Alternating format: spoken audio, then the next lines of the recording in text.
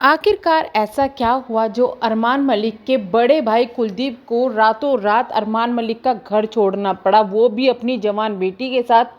उन्हें रात को 12 बजे के बाद घर से बाहर जाना पड़ा, अपने गांव वापस जाना पड़ा।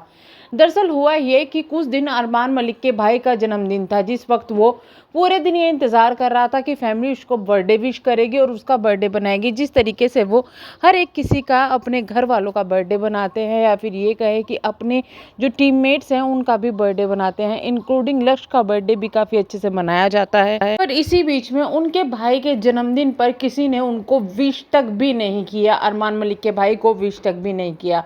वो अपनी वीडियो बना रहे थे जिसमें उन्होंने पायल को कहा भी कि मुझे बर्थडे तो विश कर दो। पायल ने कहा जब केक कटेगा जब करेंगे। उसके बाद वो खाने का इंतज़ार करते रहे कि भाई फैमिली वाले खाना खिलाएंगे या कुछ करेंगे, एटलीस्ट बर्थडे केक तो काटेंगे। लेकिन 12 बजे निकल गए, बर्थडे केक तक भी नहीं कटा। उसके बाद अचानक से उनके वीडियो में दिखते हैं कि वो अपने दोस्त के साथ घर छोड़ देते हैं और वहाँ पर रास्ते में चलते हुए ये चीज़ें कहते हैं कि भाई खाने का इंतज़ार कर रहे थे, या ऐसे बर्थडे का इंतज़ार कर रहे थे, ऐसे केक का इंतज़ार कर रहे थे, ऐसा खाना मिला। यानी कि कहीं ना कहीं देखे तो फिर से अरमान मलिक के घर पर एक बार कालू की बेइज्जती की गई है।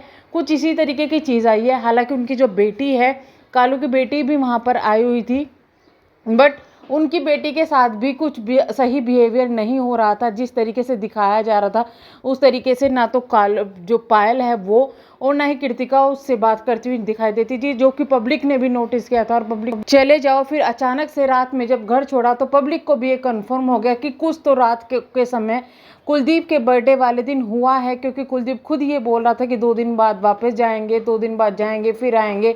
लेकिन कुछ तो रात में कुछ ऐसा हुआ है जिसमें ना तो उनमें वीडियो बनाई गई और ना ही कुछ हुआ, इंक्लूडिंग जब जो कालू हैं वो वापस चले गए।